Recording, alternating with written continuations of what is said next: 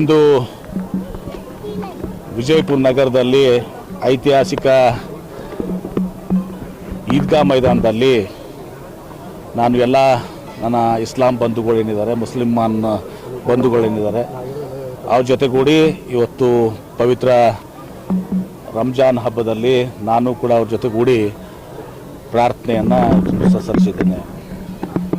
ಈ ಸಂದರ್ಭದಲ್ಲಿ ನಾನು ಎಲ್ಲ ನನ್ನ ಇಸ್ಲಾಂ ಬಂಧುಗಳಿಗೆ, ಮುಸಲ್ಮಾನ್ ಬಂಧುಗಳಿಗೆ, ಇನ್ನಿತರರಿಗೆ ಇವತ್ತು ರಂಜಾನ್ ಹಬ್ಬದ ಶುಭಾಶಯಗಳನ್ನ ಕೋರ್ತೇನೆ. ಇವತ್ತು ರಂಜಾನ್ ತಿಂಗಳೇನಿದೆ ಇದು ಭಾಳ ಪವಿತ್ರವಾದಂಥ ಒಂದು ತಿಂಗಳು.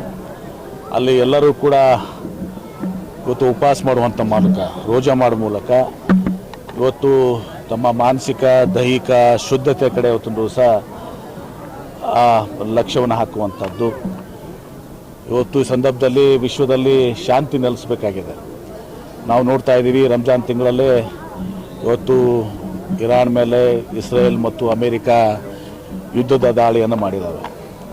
ಇವತ್ತು ಯುದ್ಧ ಯಾವುದೇ ಒಂದು ಇದಕ್ಕೆ ಪರಿಹಾರ ಅಲ್ಲ ಇವತ್ತು ದಿವಸ.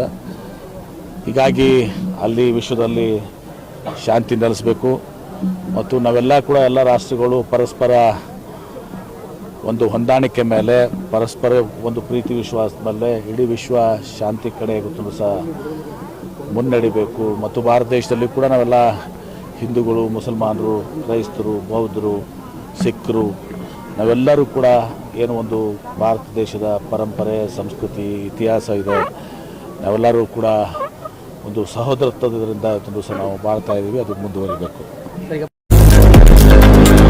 लेटेस्ट न्यूज अपडेट्स के लिए YouTube एक्सप्रेस को सब्सक्राइब कीजिए, साथ में बेल आइकॉन को भी क्लिक कीजिए, साथ ही साथ लाइक, शेयर और कमेंट करना ना भूलिए।